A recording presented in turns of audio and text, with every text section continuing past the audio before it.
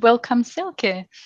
I'm very happy to be hosting this episode of the Platform podcast today and to have this conversation with you. And I would like to kick it off by asking you, Silke, what is your story? Oh, that is a good question. So first of all, thank you very much for giving me the opportunity, Veronica, Kevin. It's fantastic to be here. So my story is all about two red threads throughout my career. So one certainly is technology. I've always worked in the technology environment, and I actually couldn't imagine moving away and selling washing powders tomorrow or doing something else. So this has always been very close to my heart. And I'm amazed about the impact technology can have on human interactions, human behavior, life. So this has always intrigued me. And the second is change. I really embrace change, and I cannot imagine going steady on without any changes, any disruptions, any opportunities for change in my life. So I tend to look at change as a great opportunity, and I go for it, and I actually seek it as well. So I've always found that once the change aspect is diminishing, I need to move on. I need to find another opportunity where I can drive change, set something up from scratch, or bring order to chaos. Certainly, that's those are two topics that are very important for sure. And thanks for those insights into your background. Now, looking at your career journey, which is quite impressive, you've had several roles, several leadership positions at Vodafone. What were some of the key milestones that shaped your path? Yeah, I actually started off my career as a technical translator, believe it or not. So I studied applied Mhm. linguistics and translation interpreting English and Italian. I moved away from my previously dream job to become an interpreter, which means you are at a lot of conferences on different subject matters and topics. And you try to ensure that people can almost communicate real time verbally. Because I realized that this doesn't give me as an individual any opportunity to engage and to influence and shape the conversation.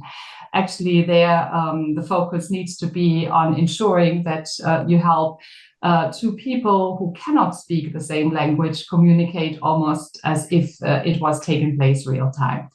So I decided to pursue a master's degree in translation. And I already suspected that this might not be my dream job, and it wasn't.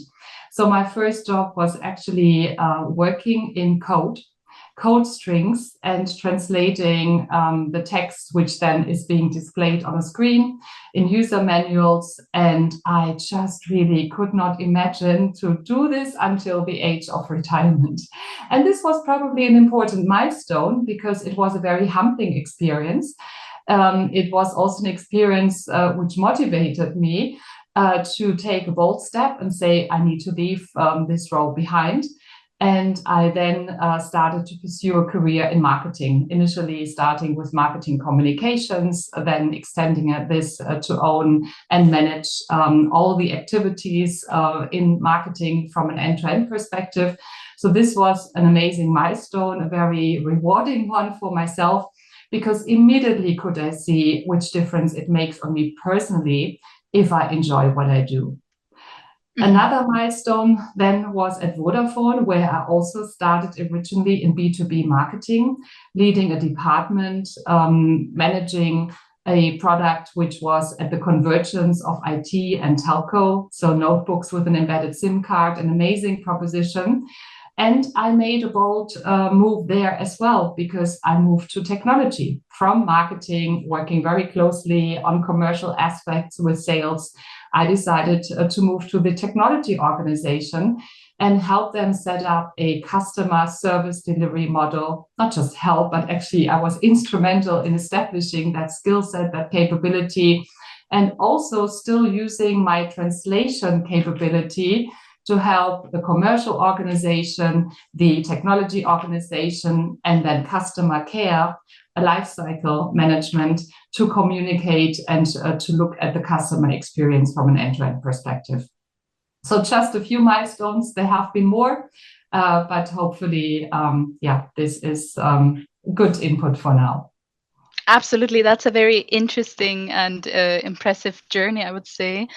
In your current role as the head of lean portfolio management and transformation, digital and IT, that's a very long title, Yeah. at Vodafone, what are your main responsibilities and challenges? Yeah, the title doesn't roll off easily from the tongue. It's quite long. So the role was created 3 years ago when we entered into a phase of elevating the digital IT organization at the same level as our network organization. As a traditional telco organization, of course, the network, the mobile and fixed network, the cable network we run and manage, the pillar, they are the bloodline of a telecommunications organization. And this was an important step because we also gave the same weight and the same focus on our IT organization and on our focus to create a more digital customer experience. And in that context, a pan-European digital and IT organization was established. And my manager at the time wanted to implement new ways of working. He wanted us to adopt the scaled agile framework to ensure that we can scale to portfolio level. And he was looking at a way to implement new practices and change the traditional demand management approach. I started as a single woman show. That was hard. It was not necessarily as I expected it to start. And it was certainly a Hercules exercise and task. So I had to really think about, where do I start? How can I get a grip around this? And this is where I also used some of the lean agile principles, like start small, scale upon success, look for your MVP. So over time, was I able to build up an amazing team of people with a lot of background and coaching expertise and training expertise to help others in the organization to implement new ways of working.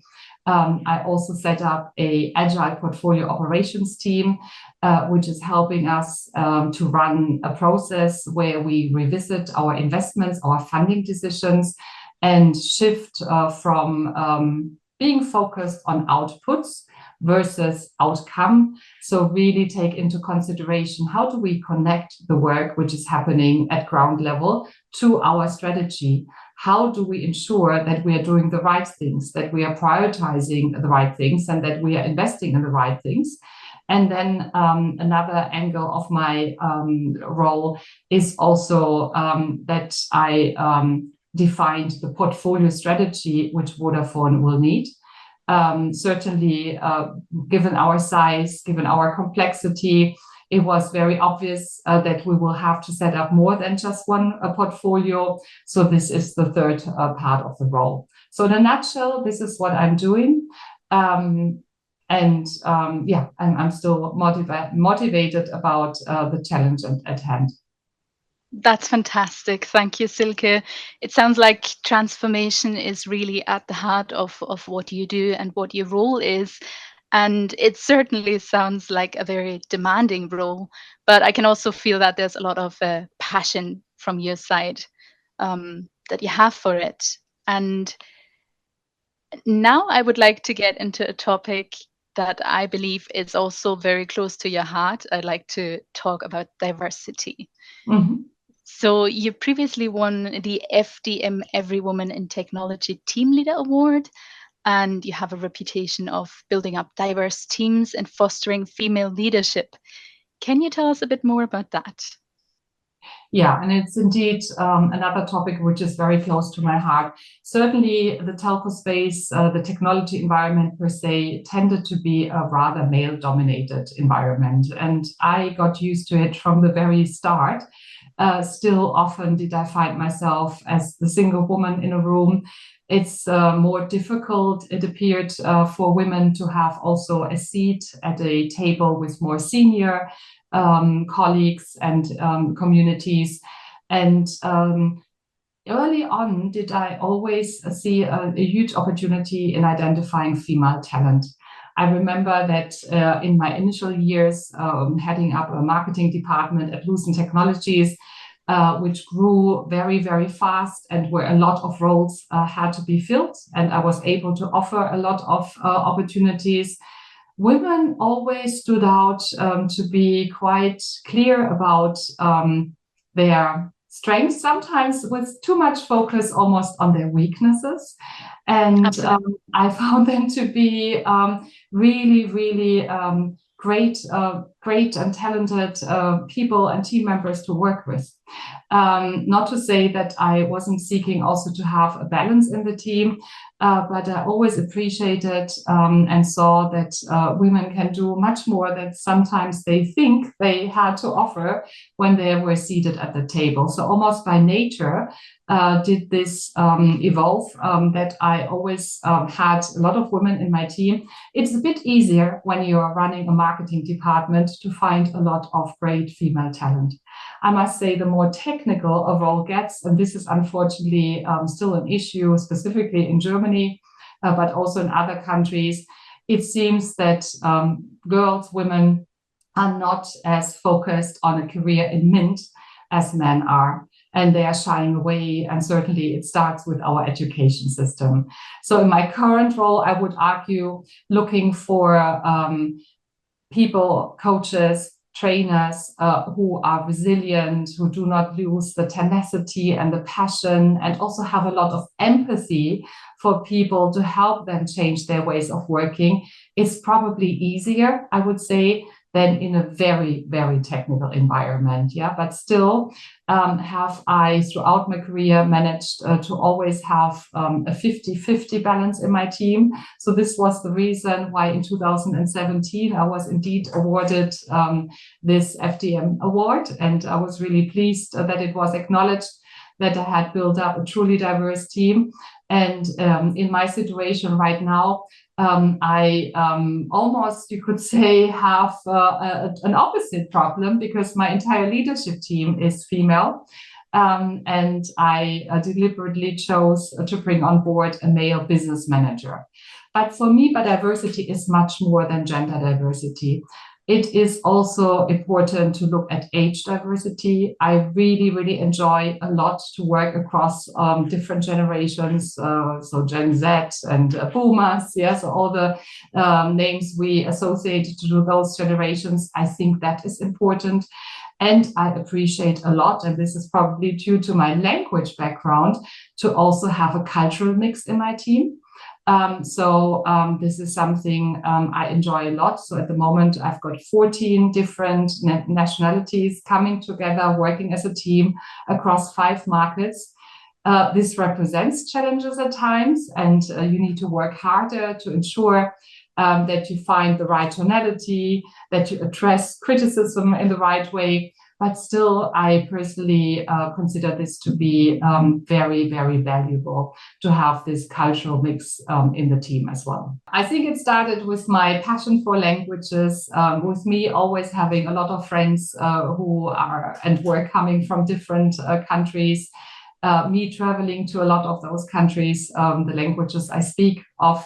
And then really seeing that it is actually great for a team to have a good mix of different capabilities and also personalities. Yeah, so don't just look to hire the same you, the little me, but it's also very rewarding to seek out that you have a good balance of different personalities and different preferences and focus areas in the team.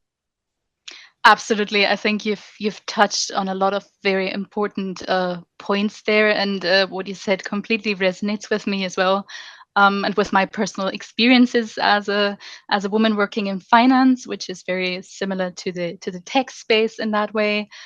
So my next question would be: cultivating business change and achieving success at scale in a larger organization like Vodafone is hard. It's complex and it takes time. How do you maintain that team motivation and productivity? Yeah, it's a good question. So the first thing which comes to my mind is accept that impediments are your path. So it's actually accepting that it's not easy. It's not a summer walk. I always describe transformations like climbing a mountain. Yeah, Mount Everest is now appears to be almost a mass tourism thing. Yeah, but previously, when you're thinking about how do you prepare for a really difficult mountain hike, which things do you have to take into account? Bad weather, unforecasted issues and challenges. And Yeah. I always like to think about this. Yeah, it's not an easy summer walk where you are walking on a flat path and everything is paved and laid out. But it is hard. So that is the first thing, to really accept it's hard, and then to have a team which is also supporting each other. It's okay if one day somebody is low and has had a setback or has found a particular situation difficult, that you can lean on a team and actually can say, okay, how can we help? What can we do? And for me, one other success criteria is in addition to accepting that impediments are your path and that you need a strong team which supports each other so that it's a true team sport, is to lead by example. This is something which I've always seen to be super important, that you are true to yourself and that you showcase to others that you really, really mean it and that you stay true to yourself. So with these three ingredients, I've always managed to stay positive and to stay engaged. And of course, it's then also rewarding to celebrate success and to use those opportunities to share with others, look what you can achieve if you strongly believe in something. Absolutely, yeah. You've already mentioned that empathy is at the core of what you do. Team connection is very important for you. Are those important ingredients of your leadership style? How would you describe your leadership style and how has it evolved over your career? Yeah, at Vodafone, we have given leaders a lot of access to surveys where we could identify our own leadership style. And my preference in the leadership style for a long time was pace setting. So a leader which sets high standards, who is challenging the team, who builds up a high-performing team. And of course, in all these studies, there was always an indication, let's ensure that you don't have just one style. Yeah, so this is definitely something I have learned to be true. There are situations in a career where you need to have an authoritative leadership style. Sometimes there are situations you need to manage differently than your preference. Yeah, but coming back to my preference, for a long time, it was a pace-setting leadership style, which does not necessarily automatically mean you tell people what to do, but you certainly tell them where you want to go. And for me personally, in 2016, around 2016, 17, in effect, was the first time that I personally got involved in doing things differently. I was a part of a service delivery organization at the time, which I was leading globally. And the IT teams were my partners. They were there to understand my requirements and propose IT solutions, how to underpin my processes. And this relationship was really quite broken. There was little trust. I had little confidence and faith that my requirements would be understood, that they would be addressed. And this is a moment where we, as an organization at the time, decided to launch an art and focus on the lead to order process, which I was responsible for in a cross-functional team. And this was a true light bulb moment, because all of a sudden could I see the power of communicating cross-functionally with each other. the power of ensuring that everyone in the team, be it the product manager, the product owner, the IT developers, the testers, had a clear view what the business needed. So I was the business owner, and I was able to describe, this is my vision, this is the experience I would like to create for my employees, this is the customer impact I want to create. And it was very empowering to see how fast we were able to connect and to identify how to address those business challenges in working together, in bringing people also physically into a room and having a great PI planning events. And that also changed my leadership style, because in a way I had to move away from monitoring everything and giving a lot of direction. So the direction, the visionary guardrails are still needed. But then I also had to accept I need to trust the team. I need the team to come forward with solutions, also to tell me where I can help. And I must say this definitely rang a chord in myself. It was almost like, wow, you can do things differently, that I personally cannot imagine working anymore in any different style.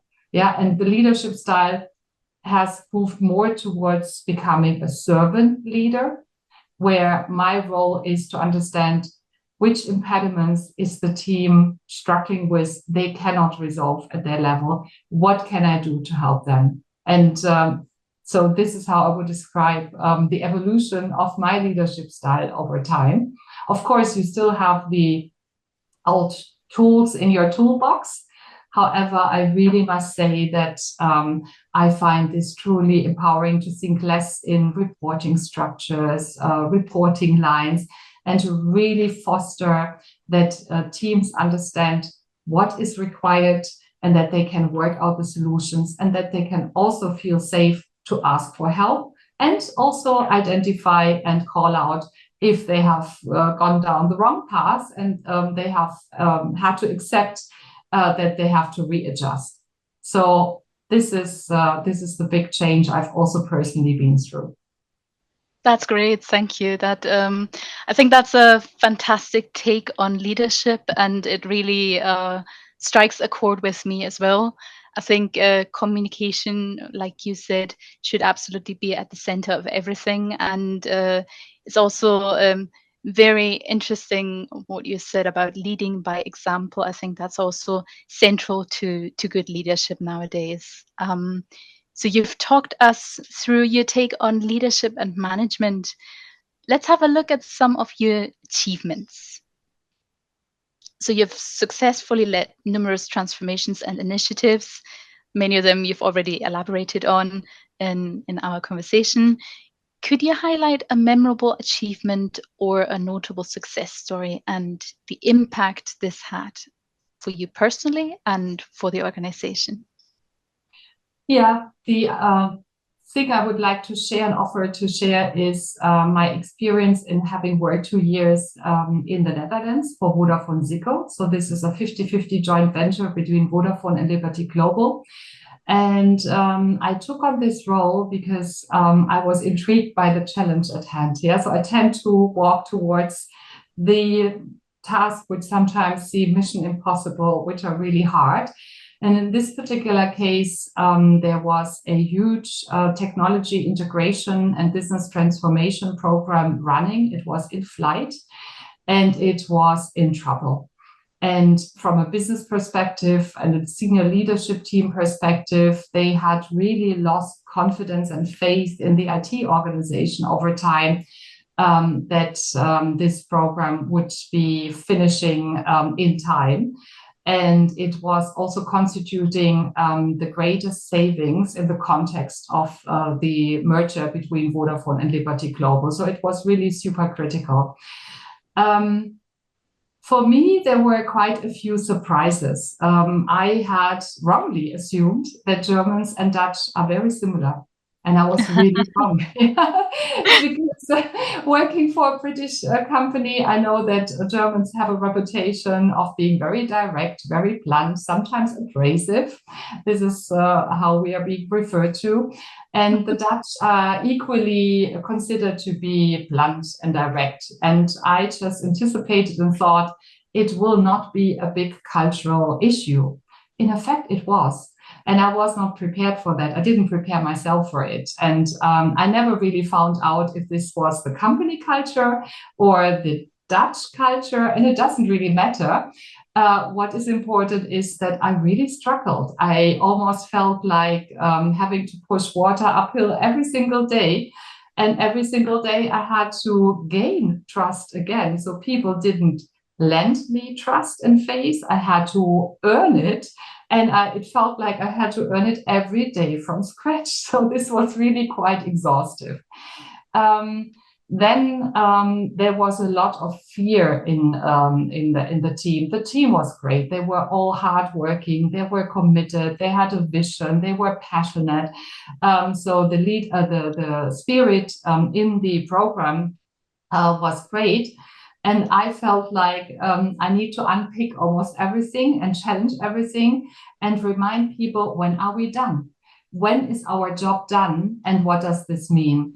And it really felt like having to do open heart surgery at a patient, which at the same time would still need to carry on running a marathon. And the sheer aspect of that is it is mission impossible. Yeah, but what I'm really proud of, and this is where I learned that leading by example is so key, that over time I was able to gain the trust. People started to come to me and tell me, listen, we have got an issue here. We really need your help. If we don't fix this, this is going to cause us trouble. That they started to trust in me, that I would raise those very unpleasant topics towards senior leadership and request help. Help was granted. We got a project office. We got more budget. We got more people. So we definitely were able to take the whole program towards a more positive trajectory. And my personal light bulb moment was when one of my RTEs turned to me and said, Silke, I would like you to set my art on red. Why was I so proud? Because when I started to introduce status updates for how far we had gone, it almost was met with an uproar, with an upheaval of resistance, because at the moment I said testing is in a red state, everyone got super defensive and was trying to defend themselves. And when I said, why do you think I show red? People were really afraid that they would be called out. And I was able to demonstrate over time, red means a team needs help. We need to build those T-shaped skills. We need to pull in designers and developers to help the testers work on their backlog. And this was a true successful milestone for me, because it was really rewarding to see that in a very difficult environment with a lot of challenges, both personally as well as from a business perspective, over time the trust built up, and the teams themselves saw how to ask for help and were open to ask for help. Amazing. And I think you can tell that I'm still really impressed by the impact this had on me personally. Absolutely. That was a great story and a great answer. And the two kind of key points that really stood out to me were the importance of communication, of clear communication, and the importance of cross-functional teams working together and supporting each other. So apart from those 2 points, what do you think about this success? Can others who might be facing similar challenges, what can they learn from your experience? Yeah, you touched base on communication, and this is really close to myself. And again, I think this relates back to my love for languages. I like to not only speak foreign languages, but also play with a language. I really enjoy whenever I have an opportunity to present in my mother tongue, because then I always feel I can use it much more subtly than speaking in English, which I do most of the time and which I love a lot. But communication is really key. You can damage and foster in a positive way so much with communication. And I think that has definitely been a big key criteria throughout my entire career in every role, specifically when it is entailing transformation, to have a good communication strategy, to be candid, to be integer, to not dance around the handbag or avoid the white elephant in a room. It's okay to say that sometimes you don't yet have the answers, but I always found it to be super important to understand the sentiment in a team and to take teams through change through various communication strategies. Yeah, so a mixture is the best thing. So not only provide information in writing on SharePoints and via newsletters, but also do podcasts, do video recordings, and organize town halls, all hands meetings, create platforms to discuss the change, to discuss the challenges. So this has always been very, very important. And it's communication and the business change aspect of managing it through communication. And you can't over communicate. I've never heard people saying this is too much. Yeah. So even if you think there should, I don't expect answers, it's good to have still an open dialogue and to give a floor and to give space for questions, which then typically always come up. For sure, I absolutely agree with what you've said, and thank you for giving us this overview over your key achievements and your successes.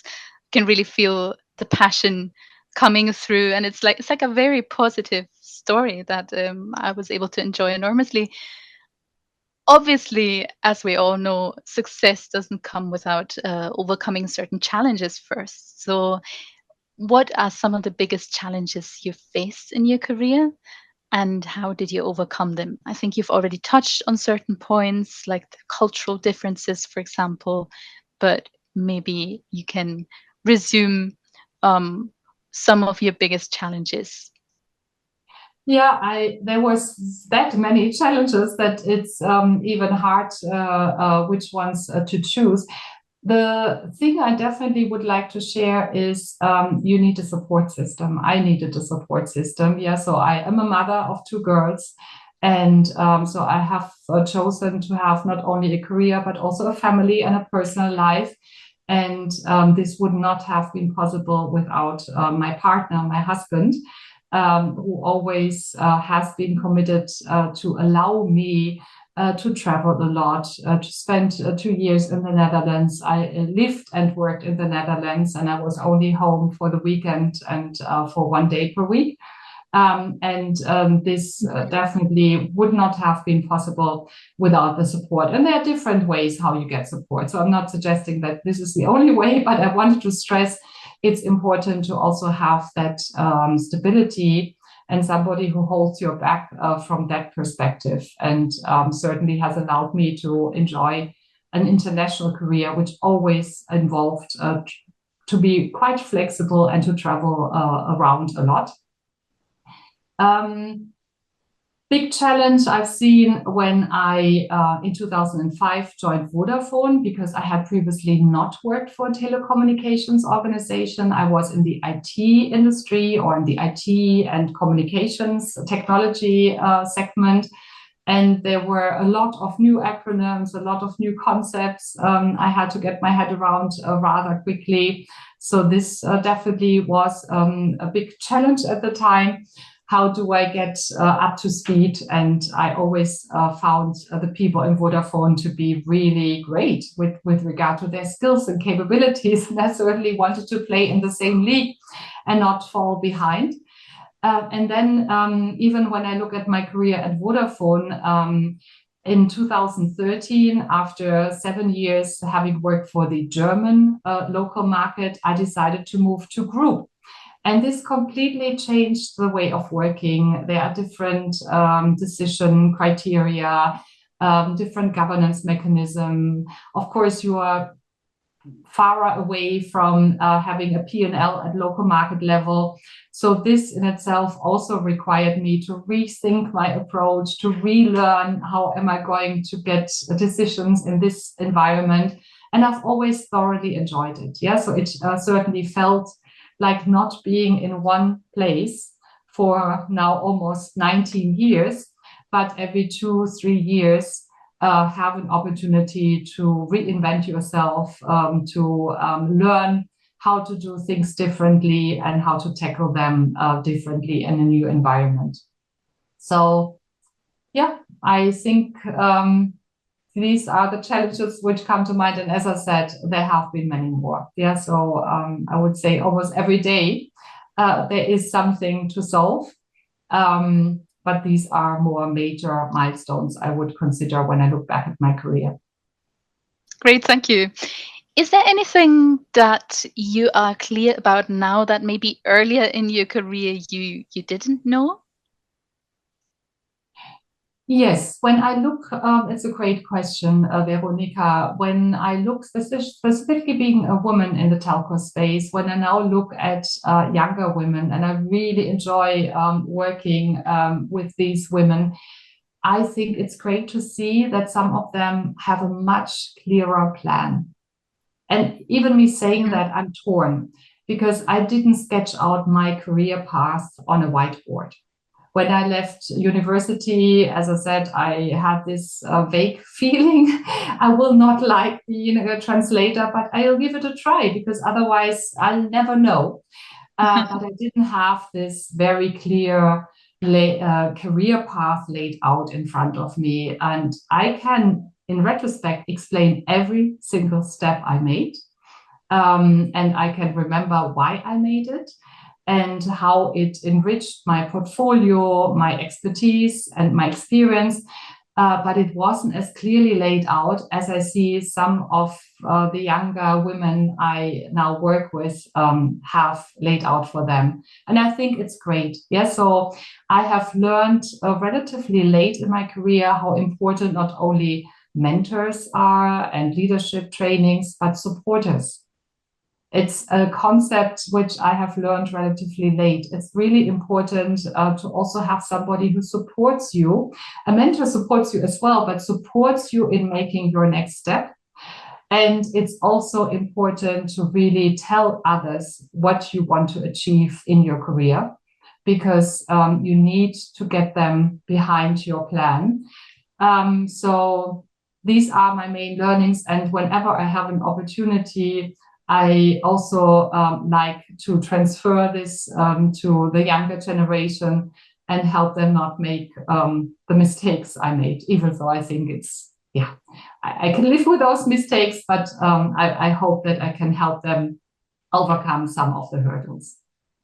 I absolutely agree actually with what you said. It is so important to have a sponsor behind you, to have someone who believes in you, who pushes you. And it's a great tip for sure, a great recommendation for young people as well to search for that, or to make sure they have someone standing behind them, helping them and Absolutely. supporting them. Don't be Supporting afraid them. to ask for support and for help and for sponsorship as well. Exactly, and also giving them a platform to fail or to trial out something. Yeah, so sometimes you need to take a risk on a person, and this is what often has proved to be a trigger for the next step, an accelerator. So this is also important in a sponsor, that he or she gives you that space to grow, even though it might feel quite risky. That is exactly then the right opportunity, I would say. Great, thank you. So, working in technology, how do you stay updated with the latest developments in technology and management, and what resources would you recommend to our listeners? Yeah, I think I've got the benefit that one of my strengths is being a lifelong learner. So I really cannot imagine not upskilling myself, standing still.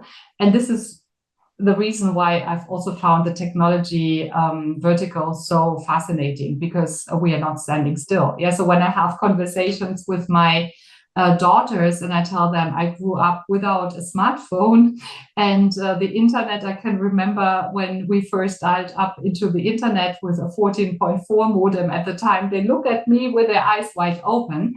And when I see what has happened just in my lifetime, how our world has changed through to technology, I find it so fascinating that it is mandatory to keep up to date. Most recently, have I really taken advantage of podcasts as a means to stay updated because it allows me to be on the move. Yeah, so after a long day behind my desk, I really, really enjoy getting away, walking my dog. I've been in many long hour car drives most recently. And I have really found podcasts, a podcast series to be super empowering and inspiring. And there are so many that my list of not yet listened to podcasts is growing on a daily basis.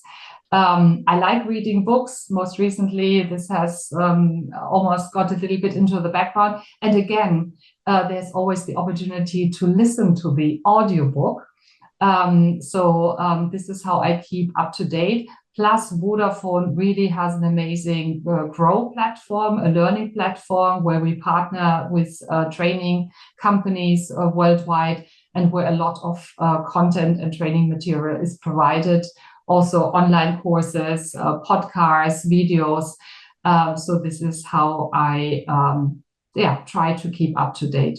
And can also encourage everyone to really test different means. It doesn't need to be a book. It can be different means nowadays, which I find truly amazing because, yeah, it helps you keep your brain occupied whilst potentially doing something else. Yeah, I completely agree. There's so many different ways of being able to develop, of using different means of technology and just using them to your benefit and making sure you really stay on top of things. So I loved hearing about your story. I think it's a great story, a story of transformation, of overcoming challenges, of learning a lot. I'm sure you have some advice for our listeners. So let's say people, possibly aspiring leaders who hear your story and see your career successes. What advice and key tips would you give to those that are potentially inspired to follow in your footsteps?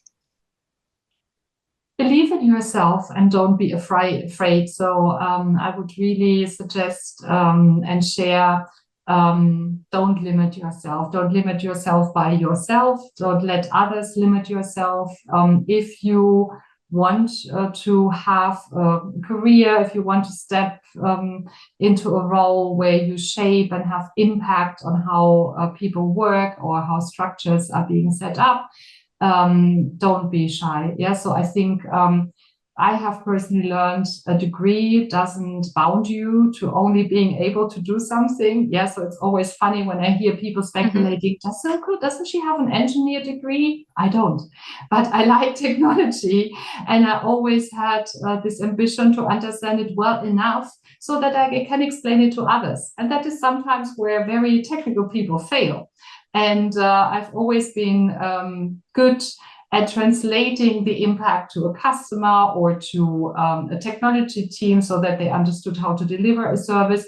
So I would really say, don't limit yourself, trust your gut, step out of your comfort zone. This is where you grow.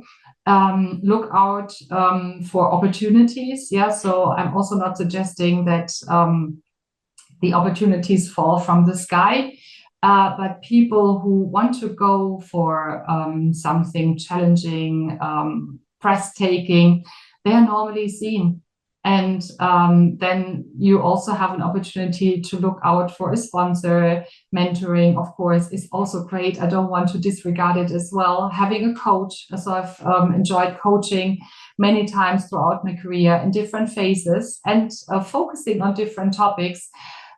So I would just embrace the opportunity. And I truly believe there are so many amazing opportunities out there. We haven't yet talked about Gen AI, but I have to, I cannot leave without mentioning that alone is so revolutionary and will provide so many great opportunities that I really think it's amazing to put yourself out there and be open to experiment and trial and learn as you go along. So this would be my advice. Don't limit yourself. Don't let yourself be limited. Let's jump again in talking a bit more about your personal life.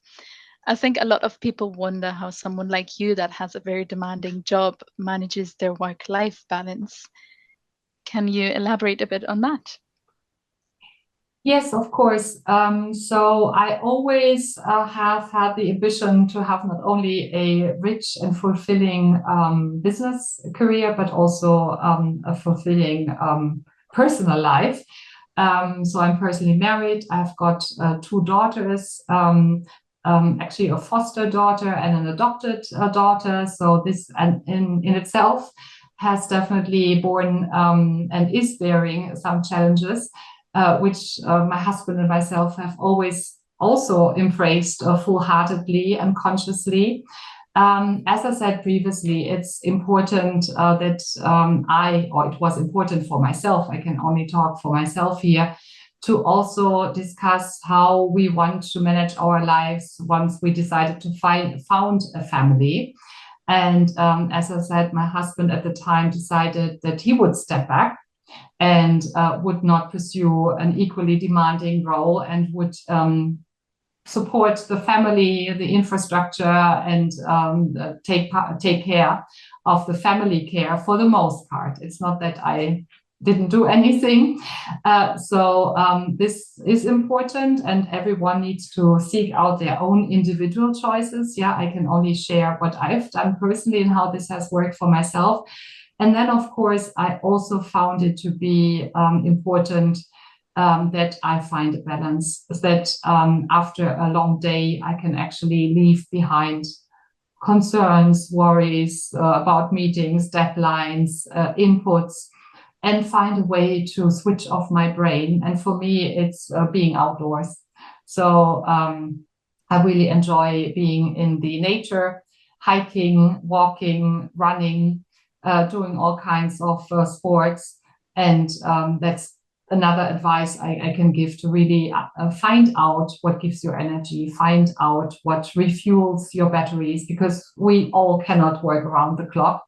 And it's important to also find out how you can regain your energy. And most recently, have I started yoga, which I've completely disregarded as an option earlier on. And I must say that in itself has also been a great experience. So I wouldn't want to miss it anymore. Thanks for sharing this. Talking about inspirations and motivations, is there anyone or anything that inspires you in your professional journey? And how do you manage to stay motivated?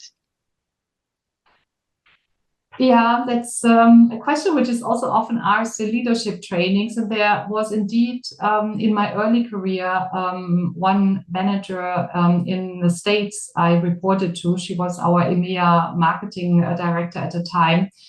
And one colleague of mine who used to work for her as well once said, she can be such a slave driver when she needs something, but she will never let you down. When something is not going well, she will take ownership. And if something is going really well, she'll ensure that the right person gets the compliments and is being seen. And I must say, until today, this has left the biggest impact I have ever experienced in my career. I just really liked this approach. I found it very empathetic, and it is something which I haven't forgotten. So this has inspired me throughout. There have been other very inspirational leaders, but probably because this was in my mid-20s when I came across this lady, has left the biggest impact on me ever since then, and has also summarized in a good way for me the leadership style I personally want to embrace and want to stand for. It's bringing this human aspect to business, which does not always appear to be human. So how can we be empathetic, and how can we have this emotional intelligence to also foster humanity in a business environment? Great answer. Thank you very much. So we do have, we've covered a lot of the content, I would say. We have a few questions from the community. If you're still up for answering them, I'll be happy Yes. to Yeah. ask you. So one of the questions that I personally think is very interesting is you're a speaker. You have been speaking at a lot of conferences, at events.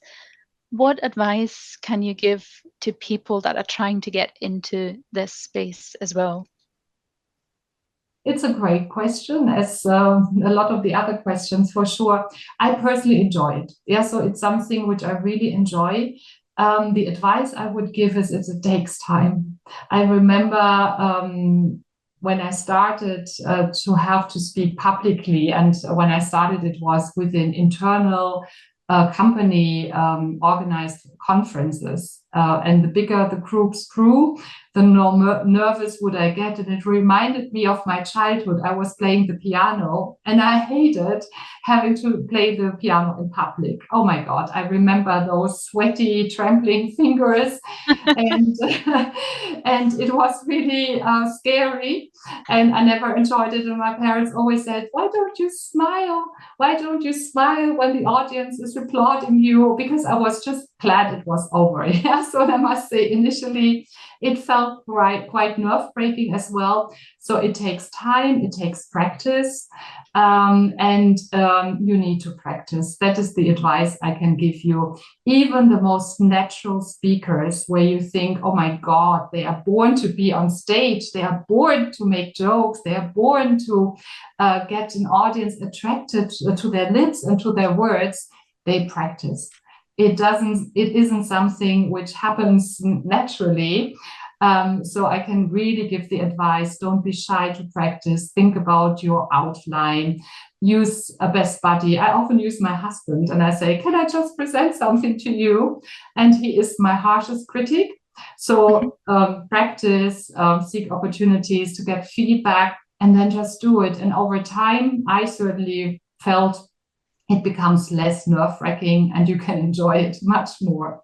So this would be my advice. That's great. Thank you very much. You just made me relive my childhood and the piano recitals. I was playing the piano as well, and I can relate very, very well to what you said about the nerves. And it is true. It does take practice to deal with those nerves. Are there any events that you have coming up and that we shouldn't miss? Yeah, it's around the corner. So I'm going to be speaking at the We Are the Developers conference next week in Berlin. So that's coming up in a couple of days, and an amazing opportunity to share the stage there with Accenture and Atlassian, because we have jointly piloted Rovo and some other Gen AI capabilities. Atlassian has most recently announced. And we are going to share our experience in having done so together on stage. And I'm really looking forward to this opportunity. I haven't been there myself before, so this is also a new conference for me. And that is the next speaking opportunity, which is coming up. Great. We're taking notes of that. We'll make sure not to miss that. My last question that I would like to ask you, especially considering your career progression, starting off in languages, going to marketing, then into technology, when was the moment when you realized that you love what you do? It was really my first role after having lived through the nightmare of being a technical translator for almost 2 years. I didn't quite stay 2 years. So I knew 2 years is the time you need to stay in a role before you move on. It was really that next role. I started off as a marketing assistant.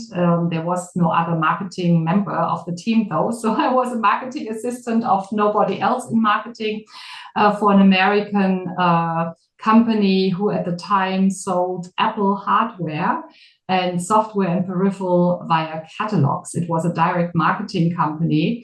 And we were growing fast. We were revolutionizing the channel strategy of Apple, which was very different towards our concept. And we managed to become number 2 in the German market. We acquired companies in Switzerland and Austria. I built up a marketing team. And from the very first moment, could I feel this is my space. And what I was missing as a technical translator is the engagement with people. Yeah, so I was so alone with my code and my text strings and my computers. And I need people. I'm an extrovert and I get energy through people and I can give energy to people. So it goes both ways. So I would say this was the moment when I realized I'm in the right spot and I've never been in a different environment than one I loved ever since then. I'm glad to say. That's fantastic, really fantastic. Are there any final thoughts or messages you would like to share to those listening to your story? Well, first of all, I really liked the questions, and hopefully they give some ideas, some impulse to the listeners. So to close off, perhaps some of my key learnings or key beliefs is impediments are the path. So accept that it's not easy, that it's not laid out easily. Believe in yourself and don't let yourself limit yourself, not by yourself either. And just really embrace the opportunities which are out there. So these would be my final words of advice, summarizing my personal beliefs. Amazing. Thank you so much, Silke. It's been an absolute pleasure talking to you. And a lot of the things you've said have really, really resonated with me. And I think they will with other listeners as well. And it's been really interesting. I could go on for 2 more hours, but I'm looking forward to staying connected. And thank you so much again. So am I. Thank you so much, Veronica, for being the ceremony or master of ceremony of the questions. This was a pleasure having been interviewed by yourself, and it was a pleasure to be on this podcast. I'm really grateful for this opportunity.